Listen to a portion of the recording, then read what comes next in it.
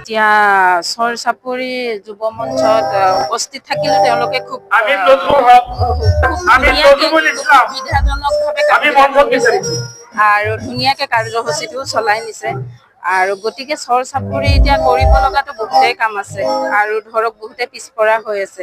যিখিনি দল সংগঠনে কৰিছে কিছু শিক্ষাৰ ক্ষেত্ৰত আৰু মানুহক সহায়ৰ ক্ষেত্ৰত কৰিছে। গতিকে অনাগত দিনত কৰিব লগা বহুত কাম আছে আৰু চৰ চাপৰি অঞ্চলৰ পৰা যাতে ভাল ভাল শিক্ষা কৰি পেলাই আগুৱাই যাব পাৰে আৰু ভাল ভাল কৰ্মৰ দ্বাৰা মানুহক পৰিচয় দিব পাৰে, মই তাকেই বিচাৰিম। ৰাইজৰ মাজত সঁহাৰি বহুতে পাইছো, ধুনীয়া সঁহাৰি। তেওঁলোকে একচুৱেলি মই ওলোৱা নাছিলো, যেতিয়া মোক ৰাইজে উলিয়াই দিলে, ৰাইজে বিচাৰিলে। ৪-৫০০ মানুহে মোৰ ঘৰত আহি পেলাই ক'লে যে তুমি ওলাই যোৱা, আমি বিচাৰো আৰু স্থানীয় হিচাপে এইবাৰ বিচাৰিছো আৰু গতিকে তুমি ওলাই গলে আমি ভাল পাম। আৰু টিকট মই কংগ্ৰেছৰ পৰা